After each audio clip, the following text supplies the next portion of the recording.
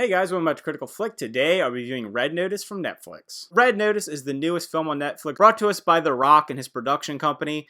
And I have to say, I had a lot of fun with this movie. On its face, the story is very simple, and it is kind of silly in its own way. It's about an art thief, played by Ryan Reynolds, who's being tracked down by The Rock, who is a FBI agent. He's working with other agencies, and also another art thief named Bishop, who's played by Gal Gadot.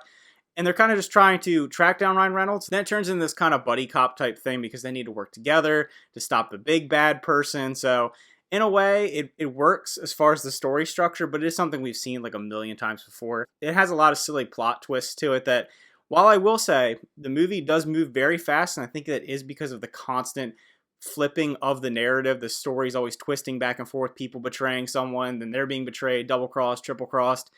It gets a little muddled as far as that goes, but I think it helps move the story along. I never once found this movie to be boring. There are some solid action scenes as you would expect from a movie starring The Rock. Some of them are over the top. There is some issues, in my opinion, with the CGI and some scenes.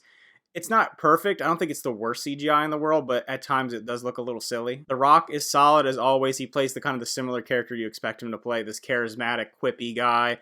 And that partnered along with Ryan Reynolds, who is playing the same character that he always plays. I love Ryan Reynolds, and I think it really works for the story, but I can see how people might get tired of him playing the same kind of quippy, comedic character that he always plays, but I think he's so good at it that I enjoy it. Every time he's on scene, it's just this Deadpool-esque character that I love seeing him play. And their chemistry back and forth is one of the things that really made the movie for me. Like I said, the action is pretty solid, and I think that the story's a little wishy-washy, but them together, it made it for me and made it enjoyable to watch. I always do like watching The Rock and Ryan Reynolds, and this movie's definitely not an exception to that. Gal Gadot is in it a fair amount. I think she's solid for what she has to do in it. She doesn't really do a ton in the movie. She kind of pops up and then moves the story along. There is a big twist at the end that I did think worked pretty well, but like I said, the movie is constantly flipping itself back and forth, whether, who's working with who. There were a few moments that I actually found it interesting the way they decided to shoot the movie. For example, in the beginning of the movie, there is a fight chase going on inside a museum. Ryan Reynolds' character is climbing some scaffolding, fighting security guards, The Rock, everything.